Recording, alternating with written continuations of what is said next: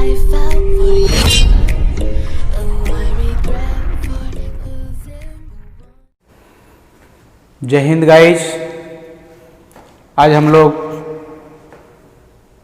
एक न्यूमेरिकल लेकर आए हैं अभी, जो केमिकल काइनेटिक्स के ऑर्डर ऑफ रिएक्शन पे डिपेंड है या रेट कांस्टेंट पे डिपेंड है। ये बहुत ही इजी न्यूमेरिकल है। देखिए, अगर आप नीट या जेई के सिलेबस को देखिए या उसके पुराने पेपर्स को देखिए तो उसमें इस तरह के ढेर सारे क्वेश्चंस आते हैं। साथ ही यह जो है 10+2 सीबीएसई बोर्ड के पॉइंट ऑफ व्यू से भी काफ़ी इम्पोर्टेंट है। सो फ्रेंड, इसको जो है आप सीख लीजिए। ये बहुत ही आसान है और हर किसी से बन जाएगा, क्योंकि बहुत ही सिंपल है। इसके बस आप मेथड को और कॉन्सेप्ट को समझ जाएंगे तो आप आसानी से करने लगेंगे। देखिए, न्यूमेरिकल प्रॉब्लम करने से पहले आपको थ्योरेटिकल पॉइंट ऑफ व्यू का नॉलेज होना चाहिए। अगर आप नहीं देख पाए हैं या नहीं पढ़ पाए हैं इसके थ्योरेटिकल्स, तो आप इसी वीडियो के लिंक में जाइए और नीचे दिया हुआ है, वहाँ से आप इसको एक बार से फिर से पढ़ लीजिए। अगर कोई प्रॉब्लम है तो फिर आप कमेंट करिए। देखिए, हम क्वेश्चन पर आते हैं।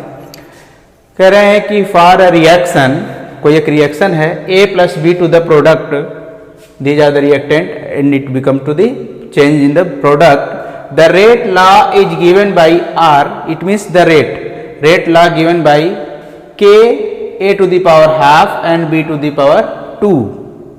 What is the order of reaction? So very simply, in the last video it was explained that the order of reaction, what is the order of reaction? Order of reaction is the sum of power of concentration term of reactant. So these are the reactants A and B and its power. This is the half and this is the 2. So the sum of these two powers of rate law expression. So जो rate law expression में reactant के power लिखे हुए हैं, आप उन्हीं reactant के powers का सम करेंगे। ठीक है, बस सिंपली आप फाइंड कर लेंगे। तो इसके हम सोल्यूशन पे आते हैं। पहले क्वेश्चन के सोल्यूशन पे आते हैं। तो यहाँ पे देखिए क्या है कि हम लोग लिख देंगे rate equal to the concentration of A का हाफ, तो इसका प्लस, और प्लस B का पावर 2, तो ये हो जाएगा 1/2 plus 2. So it will be 2.5, or we can write 2.5 order. So this reaction is the 2.5 order of reaction. Simply, तो इसमें कोई दिक्कत नहीं हुई होगी, आप सॉल्व कर लिए होंगे। इसको नोट कर लीजिए और बहुत ही आसान है। दूसरे क्वेश्चन पर आते हैं। कह रहे हैं कि the conversion of molecule X to the Y। अब कह रहे हैं कि X से Y हो रहा है, इसका मतलब ये रिएक्शन है X और इससे जो है Y बन रहा है। Follow the second order kinetics. यह जो काइनेटिक्स है वो सेकेंड ऑर्डर को फॉलो कर रहा है। So it concentration of X, if concentration of X, यहाँ पे इफ है, if concentration of X is increased to 3 times, means जो X है इस X का कंसंट्रेशन 3 टाइम इंक्रीज कर रहा है। So how will be affect of the rate of the formation of Y। सो यह रिएक्शन पे जो Y है वो कितना अफेक्ट होगा, कितना प्रोडक्ट बनेगा अगर हम X को 3 टाइम इंक्रीज कर दें तो। सो देखिए, इसके लिए हमको क्या चाहिए, रेट लॉ या रेट एक्सप्रेशन चाहिए। तो इसके लिए हम क्या लिख सकते हैं कि rate equal to the rate expression. मैंने आपको बताया था कि रेट एक्सप्रेशन लिखने के लिए आपको ये मालूम होना चाहिए कि ये किस तरह का ऑर्डर फॉलो कर रहा है। तो ये क्या कह रहे हैं, देखिए कि फॉलो द सेकेंड ऑर्डर, ये सेकेंड ऑर्डर या सेकेंड ऑर्डर काइनेटिक्स फॉलो कर रहा है। यहाँ पे ऑर्डर कर लीजिए, सेकेंड ऑर्डर काइनेटिक्स से फॉलो कर रहा है। इसका मतलब ये हो गया कि जो ये X है तो हम लिखेंगे rate equal to the K concentration of X to the power 2। ये हो गया हमारा रेट एक्सप्रेशन। अब यहां से हम लोग आगे की कंडीशन देखिए, if concentration of X is increase to 3 times. अब X को 3 टाइम बढ़ा दिया, means according to the question K 3x square. तो इसका मतलब ये हो गया कि 9K एक्स स्क्वायर, है ना, 9k एक्स स्क्वायर। क्यों? क्योंकि 3 का हमने स्क्वायर कर लिया। तो हमारा रिएक्शन कितने इफेक्ट हुआ? ये 9 टाइम इफेक्ट हुआ। तो concentration will affected by 9 times. ये हो गया हमारा आंसर। सो फ्रेंड, इसको आप देखें कितने आसानी से सॉल्व किए। तो इस तरह से क्वेश्चन आएंगे। ये देखने में तो काफ़ी बड़ा है, लेकिन ये बहुत ही आसानी सॉल्व हो जाएगा। सो समझते हैं कि आप इस तरह के क्वेश्चन लगा लेंगे। चलिए इसे एक आप और कराते हैं, इसको नोट करिए। ओके, तो देखिए हमारे पास ये 2 क्वेश्चंस हैं, सिंपल क्वेश्चन हैं। इनकी लेंथ पर मत जाइए, ये काफ़ी इजी क्वेश्चंस हैं, इनको आप आसानी से सॉल्व कर पाएंगे। बस इसको समझने की ज़रूरत है। देखिए, a reaction is second order. भाई ठीक है, कोई रिएक्शन है वो सेकेंड ऑर्डर है with respect to reactant B. उसमें रिएक्टेंट है बी जो सेकेंड ऑर्डर है। How is the rate of reaction affected if, यहाँ पे इफ होगा, if concentration of reactant is doubled, और सेकेंड में कह रहा है रिड्यूस टू हाफ। देखिए, जब इस तरह के रिएक्शन आपको क्वेश्चंस मिले, काफ़ी इंपॉर्टेंट क्वेश्चन है, तो यहाँ पे हमको बस एक ही चीज़ की ज़रूरत है, वो है रेट लॉ या रेट एक्सप्रेशन लिखने की। सो यहाँ पे हम according to the question rate law लिख देंगे। So rate equal to the, हम इसके सॉल्यूशन पे आ रहे हैं। क्या है कि reaction is second order with respect to the reactant B. यहाँ पे रिएक्टेंट है जो बी है, और बी से कोई पी बन रहा है, प्रोडक्ट बन रहा है। तो बी को कह रहा है कि यह second order, means rate equal to the K concentration of B to the power 2। ये रेट लॉ बन गया। ठीक है, ये रेट लॉ बन गया इस इक्वेशन के लिए। अब कह रहा है कि रिएक्शन कैसे अफेक्टेड होगा अगर रिएक्टेंट मैंने कि बी को डबल्ड कर दे, के कंसंट्रेशन को डबल कर दे। तो पहले क्वेश्चन के हिसाब से हम देखें तो ये हो जाएगा रेट इक्वल टू दी के, बी को डबल कर दिया तो ये हो गया 2b स्क्वायर।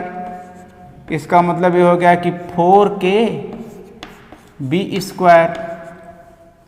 तो रिएक्शन हमारा क्या हो जाएगा? Affected by 4 time. तो यहाँ पे लिख देंगे हम लोग कि रिएक्शन अफेक्टेड 4 टाइम। ठीक है, या द रेट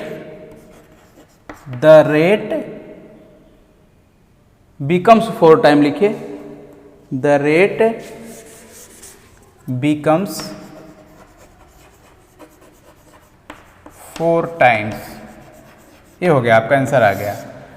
फिर कह रहे हैं सेकेंड में कि reduce to the half, means कि फिर वही के rate equal to the K concentration of B to the power 2।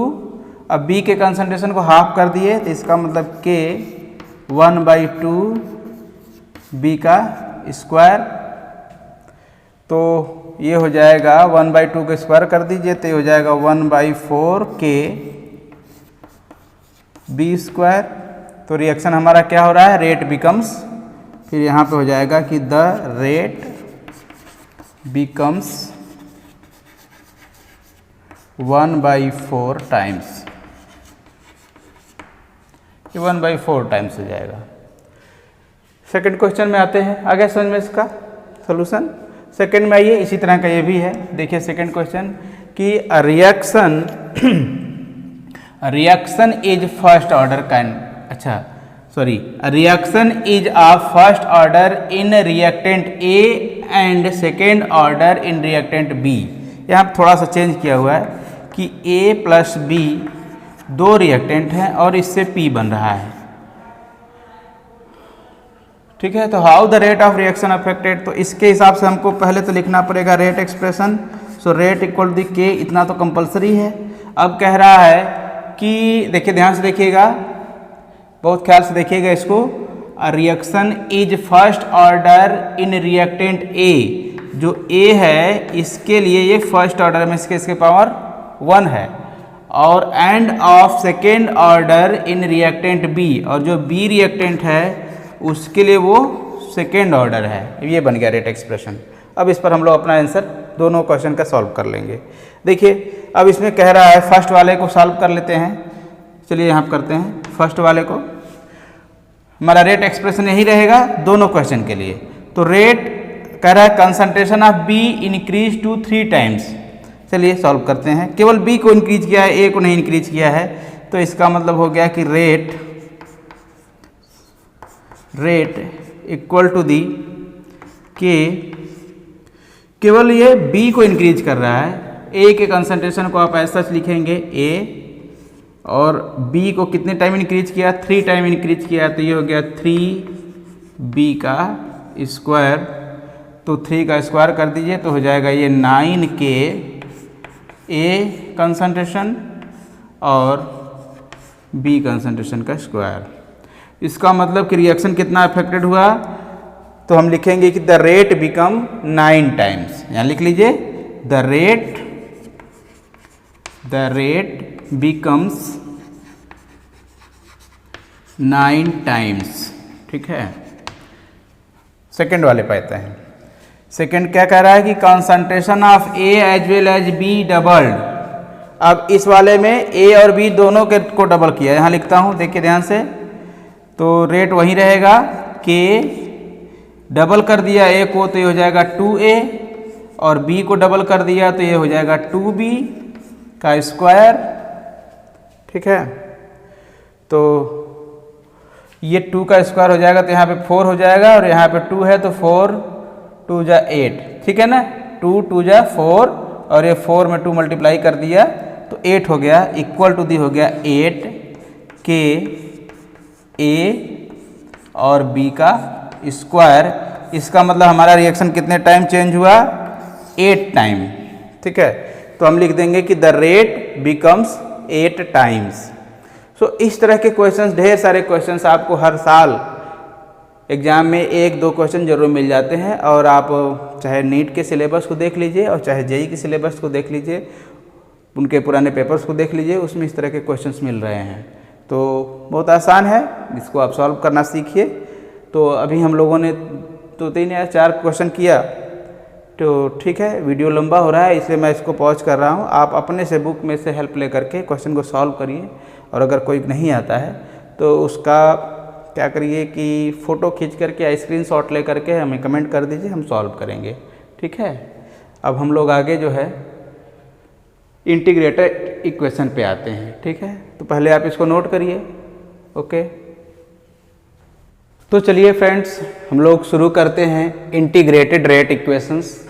देखिए केमिकल काइनेटिक्स में जो ऑर्डर ऑफ रिएक्शंस होते हैं वो फर्स्ट ऑर्डर, सेकेंड ऑर्डर के साथ साथ 0 ऑर्डर और 3rd और 4th ऑर्डर भी होते हैं। और जो हमारे कॉम्पिटिटिव एग्ज़ाम्स होते हैं और बोर्ड है उसमें 0 और फर्स्ट ऑर्डर से ही ज़्यादातर क्वेश्चंस आते हैं, और सीबीएसई के सिलेबस में तो केवल 0 और फर्स्ट ऑर्डर ही है। सो सेकेंड और 3rd ऑर्डर का काफ़ी इंपॉर्टेंस नहीं है, लेकिन अगर ज़रूरत समझ में आती है तो उसको हम लोग डिस्कस करेंगे। फिलहाल हम लोग इंटीग्रेटेड इक्वेशन पढ़ेंगे, किसका, 0 ऑर्डर रिएक्शन का। सो फ्रेंड्स, सुनने में तो आपको अजीब लगता होगा ना कि 0 ऑर्डर रिएक्शन होता है। हाँ होता है, 0 ऑर्डर रिएक्शन भी होता है। कुछ रिएक्शंस हैं, ऐसा वेरी कॉमन रिएक्शन नहीं है, लेकिन कुछ रिएक्शंस हैं, जैसे कि अमोनिया जो होता है, जब अमोनिया को हम लोग प्लेटिनम पे डिकम्पोज कराते हैं तो रिएक्ट कराते हैं तो उस समय वो अमोनिया हाइड्रोजन और नाइट्रोजन में ब्रेक करता है। यह रिएक्शन भी 0 ऑर्डर रिएक्शन होता है। कैसे होता है ये सब बातें थोड़ी देर बाद हम लोग डिस्कस करेंगे। फिलहाल हम लोग अभी देखते हैं कि इंटीग्रेटेड इक्वेशन जो 0 ऑर्डर रिएक्शन है वो कैसे होता है। तो देखो 0 ऑर्डर रिएक्शन का मतलब क्या है कि जैसे कोई रिएक्शन है, यह R से बन रहा है P, ठीक है ना, R रिएक्टेंट है और P क्या है, प्रोडक्ट है। तो इस रिएक्शन पे R के कंसंट्रेशन का अगर कोई इफेक्ट ना पड़ता हो इसके रेट पर, इसके कंसंट्रेशन का P के प्रोडक्ट के बनने के रेट पर रिएक्टेंट R की कंसंट्रेशन बढ़ाने या घटाने का कोई असर ना पड़ता हो, तो ऐसी केस में हम लोग उसको 0 ऑर्डर कहते हैं। तो अगर हम लोग इसके रेट की बात करें तो रेट इक्वल टू क्या हो जाएगा, minus dr by dt equal to the क्या होगा, k कंसंट्रेशन ऑफ R, ठीक है, R। तो ये ऑर्डर 0 है तो इसके ऊपर पावर कितना हो जाएगा, ये 0। यही जो है जीरो ऑर्डर रिएक्शन का रेट एक्सप्रेशन बनता है। सो अब इस पे हम लोग इंटीग्रेटेड इसका इक्वेशन तैयार करेंगे। देखिए अगर हम लोग इस इक्वेशन को से लिखें कि यहाँ से लिखते हैं कि minus D R upon D T equals to the K R raise to the power 0। तो अगर किसी यूनिटी पावर हो 0 हो तो वह क्या हो जाता है, यूनिटी हो जाता है। तो हम लोग लिख दें यहाँ पे कि raised to the power 0 is unity, ये यूनिटी हो जाता है। तो अब यहाँ से हमारा मिल जाएगा कि minus D R concentration upon D T equal to the, यहाँ पे माइनस, चलिए अच्छा के यहाँ माइनस है तो के, और यह आर इनिशियल पे क्या हो गया 1 हो गया मल्टीप्लाई, तो के इंटू 1। सो के इंटू 1 का मतलब क्या हो गया, के ही रहने दीजिए इसको, तो ये हो गया हमारा के। अब देखिए इसमें अगर हम लोग ऐसे इसको ट्रांसफर थोड़ा सा कर लें कि इसको लिख देते हैं ऐसे डी आर कंसंट्रेशन, तो इक्वल टू क्या हो जाएगा, डी टी इधर चला जाएगा तो माइनस ये वाला, तो minus K into D T. ठीक है, तो अब इस इक्वेशन को हम लोग क्या करेंगे, इसका इंटीग्रेशन करेंगे। तो लिखेंगे यहाँ पे इंटीग्रेटिंग, आपने 11th में थोड़ा बहुत फिजिक्स में इंटीग्रेशन के क्वेश्चंस पढ़े होंगे। इंटीग्रेटिंग बोथ साइड्स, देखिए इसके इंटीग्रेशन को करने के लिए क्या करते हैं कि यहाँ पे जो ये d लिखा हुआ है ये डिफरेंशियल टर्म है, तो डिफरेंशियल टर्म हट जाएगा और कोई एक कांस्टेंट आता है। तो इंटीग्रेशन एक काफ़ी लंबा टॉपिक है, इसको आप फिजिक्स और मैथ के सेक्शन में पढ़ेंगे। यहाँ पे हम लोग सीधे सीधे इस इक्वेशन पे आते हैं। तो ये हमारे पास जो है d खत्म हो जाएगा और ये हो जाएगा r concentration equal to the minus K, अब ये d भी खत्म हो जाएगा इंटू t, ठीक है, और प्लस i आ जाएगा। और यह i क्या है कि where i equal to the integrating constant है यह, ठीक है, यह जो है एक इंटीग्रेटिंग कांस्टेंट है i। तो ठीक है भाई, यहाँ तक आ गया। हम इसको जो है इक्वेशन अपना 1 मान लेते हैं। देखो एक बार फिर से इसको हम लोग देख लेते हैं कि यहाँ तक जो हम लोगों ने पढ़ा इसको रिवाइज कर लेते हैं कि जीरो ऑर्डर रिएक्शन का मतलब ये होता है कि जैसे R से कोई P बन रहा है, रिएक्टेंट जो है प्रोडक्ट में जब कन्वर्ट हो रहा है तो इस रिएक्शन पे जो रिएक्टेंट का कंसंट्रेशन है उसका अफेक्ट ना पड़ता हो, इसका रेट जो है रिएक्टेंट के कंसंट्रेशन से अफेक्टेड ना होता हो, ऐसे रिएक्शन को हम लोग जीरो ऑर्डर रिएक्शन कहते हैं। सो अब देखिए क्या है कि इसका अगर हम लोग रेट एक्सप्रेशन लिखें तो रेट क्या हो जाएगा कि minus D R by D T concentration minus D R concentration by D T equal to the K R concentration. तो आर कंसनट्रेशन क्योंकि जीरो ऑर्डर है तो यहाँ पे पावर 0 हो जाएगा। सो वही चीज़ लिखा हुआ है, तो किसी के पावर 0 अगर रेज्ड है तो इसका मतलब क्या होता है कि वह यूनिटी होता है तो 1 होता है, तो minus D R upon D T equal the K. ठीक है, तो अब हम लोगों ने क्या किया कि डी टी को उधर ट्रांसफ़र किया है, तो ये हो जाएगा D R equal to the minus K into D T. अब दोनों साइड का इंटीग्रेशन कर दिया, तो इंटीग्रेशन किया तो डी जो है डिफरेंशियल, देखो डिफरेंशिएशन और इंटीग्रेशन दोनों अपने अलग अलग टर्म हैं और दोनों एक दूसरे के अपोजिट में काम करते हैं, जैसे लॉग और एंटी लॉग होते हैं, ठीक वैसे ये भी वर्क करते हैं। तो यह जो डी है ये टर्म हट जाएगा और इंटीग्रल कांस्टेंट यूज हो जाएगा वहाँ पे। तो R concentration equal to the minus K into T, अब ये डी हट गया, into T plus I, I क्या है इंटीग्रल या इंटीग्रेटिंग कांस्टेंट है।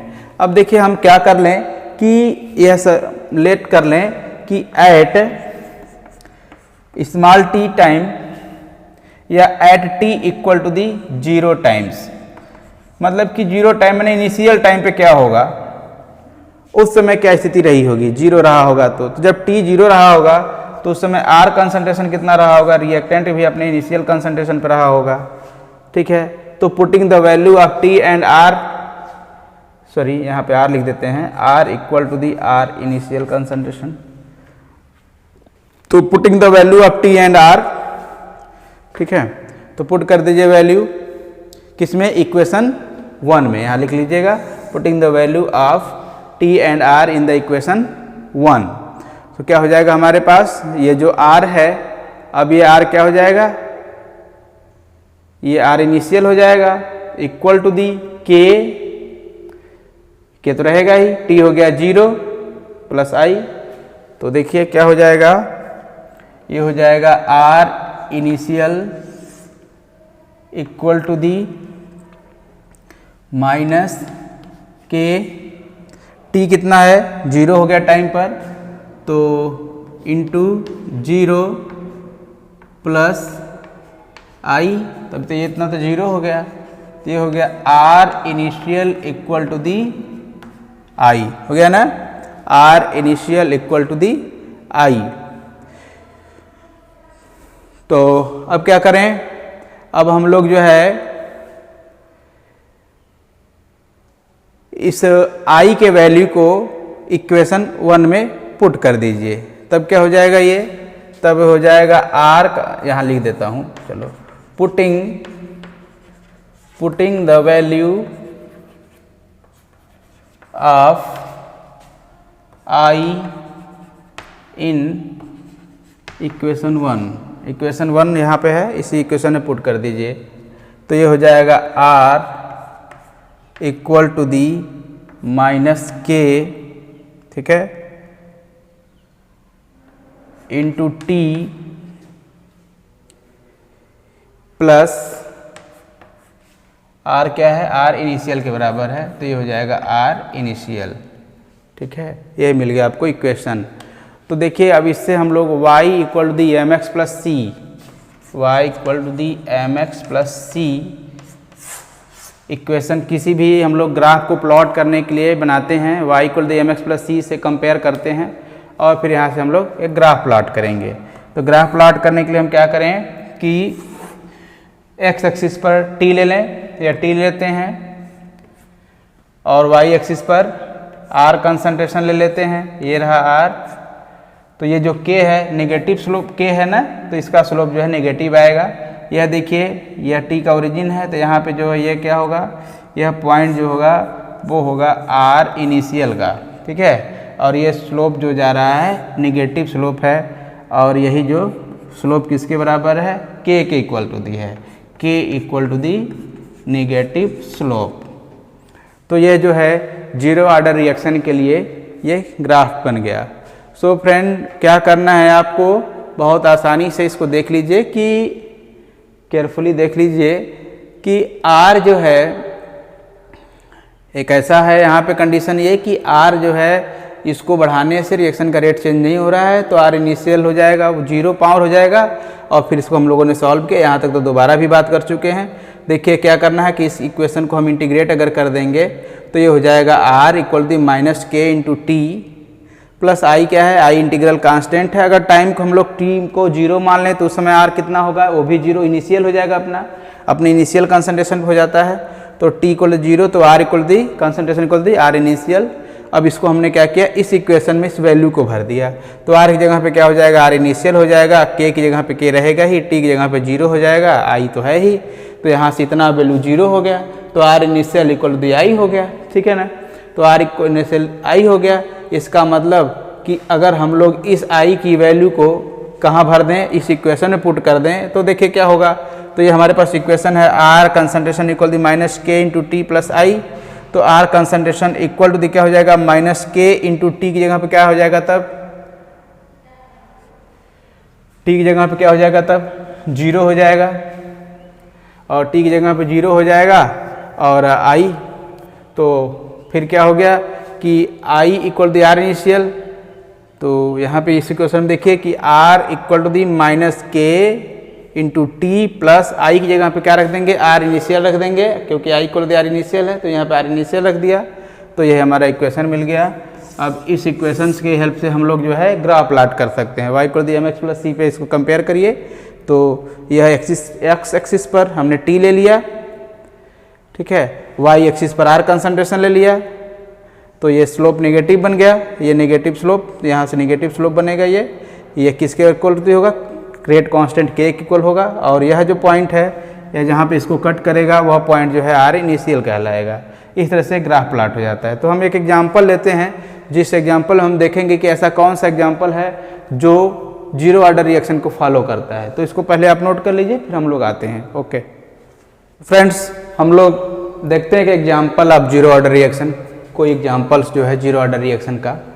इसमें एक्चुअली जो जीरो ऑर्डर रिएक्शन है वो वेरी कॉमन नहीं है, इसके एग्जांपल्स बहुत कम हैं। फिर भी ये जो है कुछ रिएक्शंस हैं, जैसे कि अमोनिया का डिकम्पोजिशन है, गैसियस अमोनिया NH3 गैसियस। इसको अगर हम लोग 1130 केल्विन पर प्लेटिनम की प्रेजेंस में डिकम्पोज कराते हैं तो ये N2 और H2 गैस में डिकम्पोज होता है। यह एग्जाम्पल जो है जीरो ऑर्डर रिएक्शन का एग्जाम्पल है। तो इसके लिए हम लोग रेट लिखें तो रेट क्या होगा, देखिए rate equal to concentration of ammonia, मतलब कि क्या, सॉरी के कंसंट्रेशन ऑफ अमोनिया, तो ये हो जाएगा NH3। क्योंकि यह जीरो ऑर्डर है तो यहाँ पे पावर हो जाएगा जीरो, इसका मतलब कि रेट इक्वल टू दी क्या होगा, रेट कांस्टेंट के बराबर ही होगा, रेट इक्वल टू दी के होगा। तो ये जीरो ऑर्डर रिएक्शन का एक एग्जाम्पल है, इसको नोट कर लीजिए। ठीक है, देखते हैं, थोड़ा आगे बढ़ते हैं, इसको आप नोट करिए। ओके,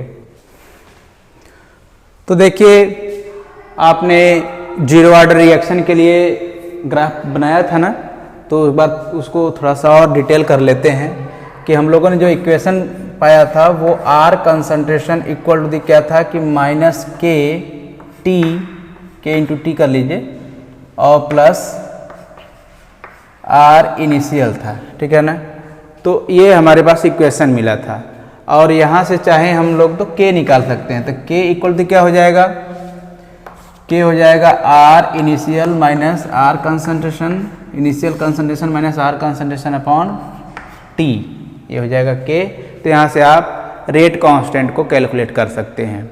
और देखिए हमने ग्राफ के लिए क्या किया था कि कंपेयरिंग द इक्वेशन, इसका कोई नंबर डाल दीजिए 1 2 3, चलिए 2 डाल देते हैं। तो equation 2 with y equal to the mx plus C. देखिए बेटा ध्यान से देखिए आप लोग फ्रेंड्स, जैसे हमारे पास इक्वेशन है कि R concentration equal to the minus K into T plus R initial concentration. तो इसको हम कंपेयर करेंगे y equal the mx plus C से।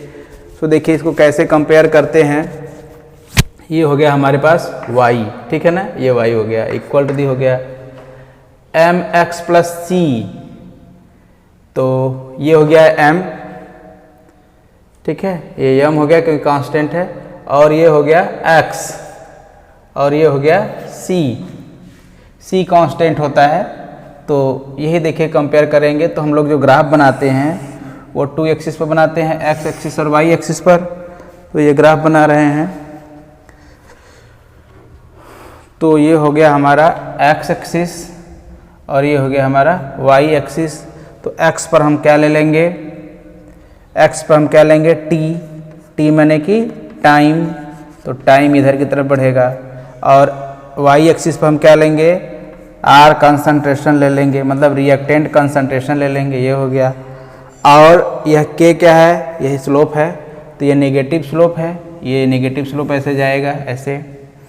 यह जो है y एक्सिस को जिस पॉइंट पर काटता है उसे हम लोग इंटरसेप्ट कहते हैं, इंटरसेप्ट c कहते हैं, जो क्या है कांस्टेंट है, c कांस्टेंट है, तो इंटरसेप्ट c, यह r इनिशियल कांस्टेंट है, तो यह किसके इक्वल टू दी है, यही r इनिशियल का कंसंट्रेशन है इस पॉइंट पर। और यह क्या है, k है, स्लोप क्या है, k है, और k क्या है, नेगेटिव स्लोप है। सो इस तरह से हम लोग ग्राफ प्लॉट करते हैं। सो देखिए 2-3 बातें आप ध्यान से यहाँ देख लीजिए।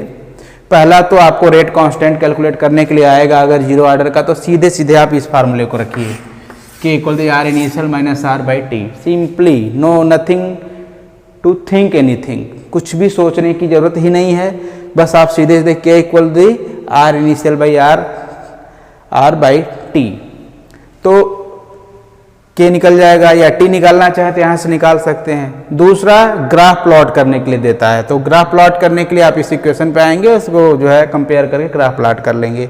एक और एग्जांपल इसमें इंपॉर्टेंट वो है कि जैसे कि कभी कभी ये ग्राफ दे देते हैं, ज़्यादातर केसेस में ये ग्राफ दे देते हैं और पूछते हैं कि यह किस ऑर्डर ऑफ रिएक्शन का ग्राफ है, और ज़्यादातर जीरो ऑर्डर के ही लिए यूज होता है। दूसरा एक और तरीका है क्वेश्चन का ये कि जैसे कि रिएक्शन दे देते हैं, जैसे अमोनिया वाला रिएक्शन NH3, यहाँ पे लिख देंगे 1130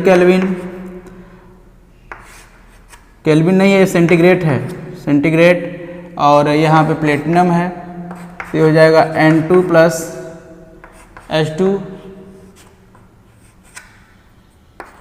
ये कहेंगे कि इस रिएक्शन के लिए सुटेबल ग्राफ बताइए कौन सा प्लॉट होगा, ये दे देंगे जीरो ऑर्डर का, फिर फर्स्ट ऑर्डर का, या कुछ और ग्राफ बना देंगे, सो हो गया। तो फ्रेंड देखिए, जो कैटलिस्ट के प्रेजेंस में कुछ रिएक्शंस होते हैं वह रिएक्शन भी जीरो ऑर्डर रिएक्शन को फॉलो करते हैं। सो यह आप इसको आप नोट करिए और फिर हम लोग आगे डिस्कस करते हैं। ओके, तो देखिए हम लोग एक नए टॉपिक पे एक नई चीज़ को लेकर आए हैं, वो है हाफ लाइफ ऑफ रिएक्शन। ये बड़ा ही इंटरेस्टिंग टॉपिक है, हाफ लाइफ। हाफ लाइफ क्या है? जैसे कि कोई इंसान है, अगर 100 साल उसकी लाइफ हम मान लें तो 50 साल का हो गया, तो अपनी ज़िंदगी का तो आधा जी लिया है। ठीक है, ऐसे ही रिएक्टेंट जो होते हैं, जैसे कि यह रिएक्टेंट है R, और ये R बदल रहा है किसमें, P में बदल रहा है, तो कोई एक पर्टिकुलर टाइम मान लेते हैं एट टाइम T पर, T टाइम के बाद यह R जो है अपने इनिशियल कंसंट्रेशन का कितना हो जाए, आधा हो जाए।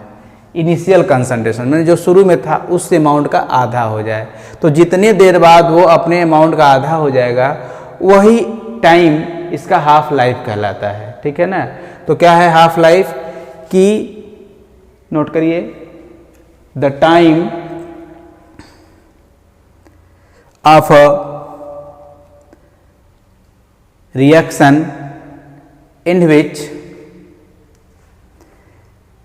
any reactant concentration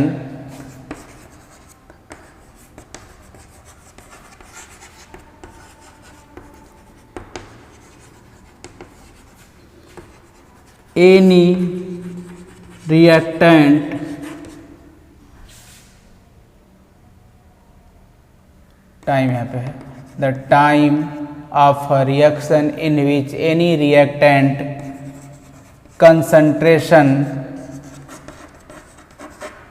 reduced to half of its initial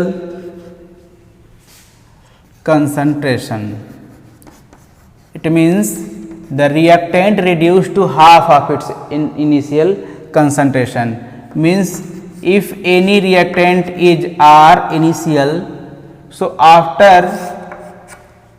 which time, यहाँ पे टाइम है वो कितना है कि यह जो है 1/2 into half, 1/2 into R initial हो जाए, मतलब आर इनिशियल का वो आधा हो जाए। इसी टाइम ड्यूरेशन को हम लोग आर इनिशियल कहते हैं, और ऑर्डर ऑफ रिएक्शन की हेल्प से इसको बड़े आसानी से कैलकुलेट किया जाता है। जैसे देखिए कि हम लोगों ने जीरो ऑर्डर की रिएक्शन पे आते हैं, ये डिफिनीशन तो हर रिएक्शन के लिए लगेगा, लेकिन अब हम लोग जीरो ऑर्डर के केस में देखें तो हमने अभी आपको याद होगा कि जीरो ऑर्डर रिएक्शन के लिए हमने क्या लिखा था कि K इक्वल टू दी क्या था, R initial minus R concentration upon T। तो ये इनिशियल है तो इसको आप फाइनल कह सकते हैं, तो R initial equal to R final by T। तो अब हम लोग T हाफ पे बात करते हैं, तो at T equal to the T half, इसे रिप्रेजेंट करेंगे ऐसे, T हाफ लिखेंगे, इसे हाफ लाइफ पढ़ते हैं, तो T equal to T half. जब ये T हाफ हो जाए तो उस समय R इनिशियल क्या हो जाएगा भाई, R इनिशियल भी 1/2 R इनिशियल हो जाएगा, अपने इनिशियल कंसंट्रेशन का हाफ हो जाएगा। तो अब इस समय K क्या हो जाएगा, तो K इक्वल टू दी क्या हो जाएगा, ये हो जाएगा R इनिशियल, ये तो उतना ही रहेगा ना, माइनस फाइनल वाला घटेगा तो ये हो जाएगा 1/2 R इनिशियल अपॉन T हो जाएगा T हाफ, है ना। तो यहाँ से ये हो गया। अब हम लोग जो है इसको चाहें तो T हाफ को निकाल लें, तो T हाफ इक्वल टू क्या हो जाएगा, देखिए ये R इनिशियल पूरा है, ये हाफ है, तो इसमें से माइनस करेंगे तो केवल यहाँ पे हाफ बचेगा ना, तो हाफ R इनिशियल बचेगा। अच्छा, इसको सॉल्व कर दीजिए तो हो जाएगा R इनिशियल बाई इधर 2 यहाँ बचा था जो, वो हो जाएगा 2K। तो यही मिला हमें इक्वेशन, ठीक है। यहाँ पे ये 1R है और ये हाफ R है, तो माइनस करेंगे तो 1/2 बचेगा, T हाफ इधर किया तो 2 इधर चला गया, तो ये T half equal to the R initial by 2K। इस तरह से हम लोग जो है हाफ लाइफ किसी भी रिएक्शन का निकाल सकते हैं जिसका काइनेटिक्स जीरो ऑर्डर फॉलो करता हो। इसके लिए कंडीशन यही है कि अगर वो रिएक्शन का काइनेटिक्स जीरो ऑर्डर को फॉलो कर रहा है तो आप इस इक्वेशन को लगा सकते हैं। अब हम लोग अगली वीडियो में फर्स्ट ऑर्डर रिएक्शन का इंटीग्रेटेड इक्वेशन और उसके हाफ लाइफ के बारे में डिस्कशन करेंगे। सो फ्रेंड्स, आपने वीडियो पूरा देखा है, इसके लिए आपको थैंक यू।